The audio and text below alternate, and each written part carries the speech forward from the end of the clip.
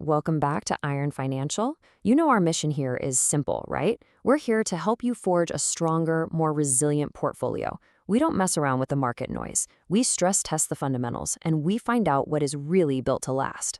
Look, we are not here for the hype. We are here for strength, period.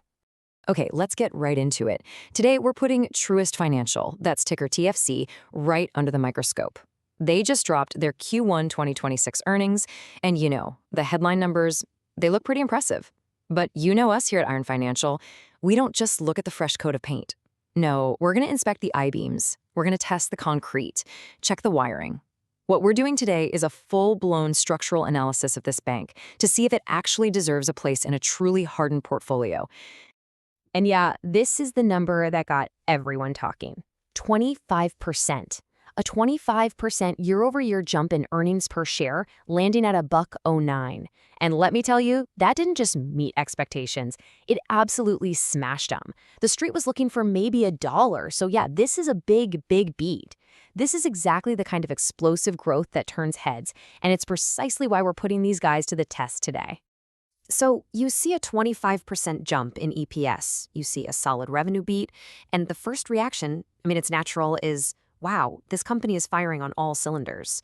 On paper, the blueprint they've given investors, it looks just about perfect. You think, okay, great execution, clear path to more profit.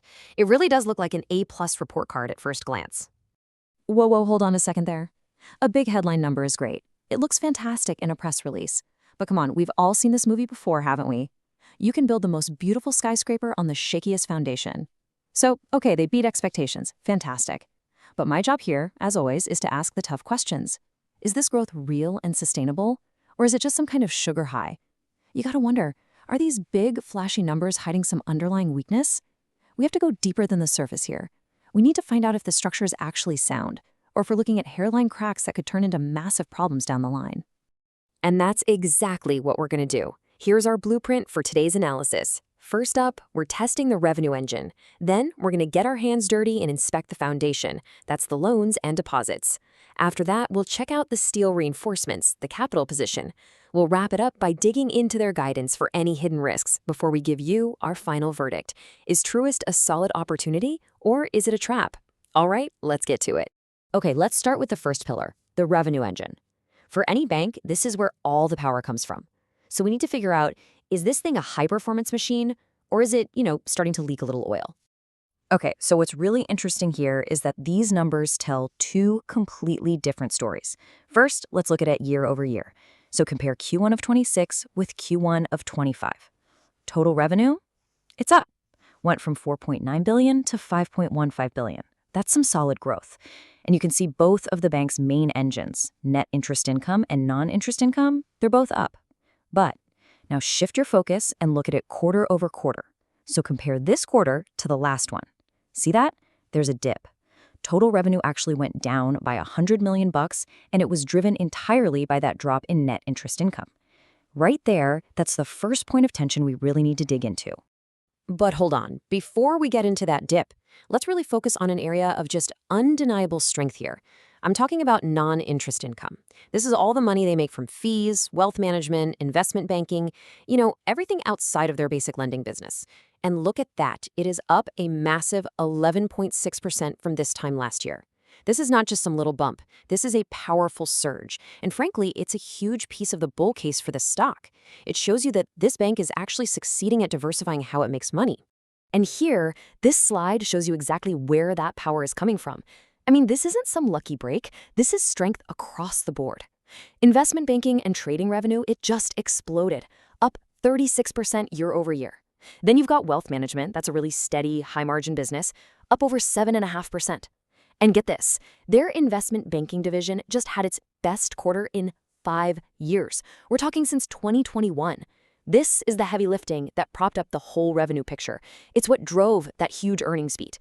It's a crystal clear sign that their whole strategy of building out these more complex, fee-generating businesses, it is paying off, big time. Okay, fine. That's the shiny part of the engine, the polished chrome exhaust. But I'm looking at the core engine block, and I think I see a problem. We're talking about net interest income, NII. This is the absolute bread and butter of banking, right? The profit they make from just lending money. And like you just pointed out, it fell. It fell 2.8% from just last quarter. That's a $100 million drop in 90 days from their number one profit center. You can't just brush that aside. And here's exactly why it happened. Their net interest margin, the NIM, it got squeezed. Just think of NIM as the straight-up profit margin on their loan book. And it compressed by 5 basis points. Now I know, 5 basis points, that sounds tiny, right? 0.05%. But on a balance sheet this massive, trust me, every single one of those points matters. All this means is that the gap between what they're earning on their loans and what they have to pay out for deposits is getting smaller. So yeah, while all those fancy fee businesses are booming, the bank's main engine is actually getting a little less profitable. So the question is this just a temporary sputter, or is this a sign of a real, long-term mechanical problem? That's what we need to figure out. That's a very fair question. So let's do this. Let's move from the engine to the actual chassis it's bolted onto, the very foundation of this entire institution. We're talking about the bank's core balance sheet, okay? The loans it makes, the deposits it holds. This stuff has to be solid ground, because if you start finding cracks here, the whole structure, the whole thing is at risk. And boom, right away, we see that exact same tension again. It's a tale of two cities. On one hand, you have this undeniable growth. I mean, average loans are up $2.3 billion. Average deposits are up almost $3 billion. In a single quarter, that shows you the bank is absolutely growing its core business. But then you look at the other side, and we see what could be some emerging cracks. Net charge-offs, right? Those are the loans they've pretty much given up on ever collecting. Those ticked up. Non-performing loans also ticked up. Now, the absolute numbers, they're still pretty low, but it's the direction that matters here. So we have to ask the question, are these the very first signs of stress showing up in the foundation? But wait, the details behind that growth are absolutely crucial. This wasn't just them throwing money at anything that moves. No, this was very specific, targeted growth. It was driven by commercial loans, up almost 2%. That means businesses are borrowing, they're investing, they're expanding. That's a very healthy sign for the economy. And at the same time, they actually pulled back a little bit on the consumer loan side. What's even more impressive, though, is the deposit story. Middle market deposits, this is money from solid, medium-sized companies, they're up 11% year over year. That is high quality, what we call sticky funding. So they're not just growing, they're growing in all the right places. And to your point about those credit metrics, management actually addressed that head on. They were crystal clear about it on the earnings call. They said the reason those non-performing consumer loans ticked up, it wasn't because more people are suddenly failing to pay their bills. Nope. They said it was because of a technical change in how they classify certain loans, specifically non-accrual loans in their indirect auto book. So, in short, it was an accounting change, not a sign that the people they loaned money to are in worse financial shape. Okay, I hear the explanation, and sure, it's plausible, but you know me. As a skeptic, I have to ask, is that really the whole story? An accounting change might explain one metric, but what about the net charge-offs? Those ticked up too. Look, it's really easy to just dismiss these little changes as noise. But in a portfolio this massive, sometimes the noise is the signal. A hairline crack isn't going to bring a building down tomorrow, but you'd better believe you need to monitor it and make damn sure it doesn't start to spread. So look, I'm not sounding the fire alarm just yet, but my eyes are wide open on this. This is something we have to watch like a hawk every single quarter. Fair enough. Vigilance is definitely the name of the game. All right, let's move on to the third pillar of our analysis, the steel reinforcements. We're talking about the bank's capital. The simplest way to think about this is it's the ultimate shock absorber. It's the buffer that protects the bank, protects the depositors, and protects the shareholders from any unexpected losses. For a bank, a strong capital position is completely non-negotiable. And how they choose to use that capital, well, that tells you everything you need to know about how confident management really is. And here you go. This is the Common Equity Tier 1 ratio. We call it CET1. This is the key number, the main gauge of a bank's financial strength. And as you can see, it's been rock solid, holding right around 10.8%. Now, to put that in perspective, the regulators only require them to be at 7%. So Truist is operating with this massive, massive cushion, a huge margin of safety. This is not some bank teetering on the edge. No, this is a fortress. What this number tells you is that they have way more than enough capital to ride out a pretty significant economic storm. So what do you do when you're sitting on a fortress that's just overflowing with excess capital? Well, you give it back to the people who own the business. That's the shareholders. And management just announced they are cranking up their share repurchase target for 2026 to a staggering $5 billion. $5 billion. That's up from a target that was already huge at $4 billion. This is about as clear and powerful a signal as you can get. And listen, they are not just talking the talk, they are walking the walk. This is what they did in the first quarter alone. They went out and bought back $1.1 billion of their own stock. They paid out a healthy 52-cent dividend. All told, they returned $1.8 billion to their shareholders in just 90 days. Now here's the crucial point. You simply do not do this if you think there's trouble coming. You don't do this if you're secretly worried about those hairline cracks we talked about. This is an act of supreme confidence from the people who know this business inside and out. They are betting on themselves, and they are betting big. Look, confidence is great. I love to see a management team with skin in the game as much as the next guy. But you know what speaks even louder than that? Their official guidance. So let's pivot and look at what they're actually telling the market to expect for the rest of the year. This is where we check the forecast for the road ahead. Are we looking at clear skies, or are there some storm clouds starting to gather on the horizon? Okay, now this table right here, it's fascinating. It really is a game of give and take. Just look at that top line, net interest income growth. They just lowered their forecast. For their core business, they were telling us to expect 3 to 4% growth, and now they're saying, actually, it's more like 2 to 3%. That's basically them admitting that the NIM pressure we were just talking about is real, and it's going to be a problem for the rest of the year. So how are they making up for that shortfall? Well, they're raising the expectations for their non-interest income, and, like we just saw, they're cranking up the share buybacks. So the end result, the overall EPS number, it stays the same. But how they get to that number, the composition, that's changing.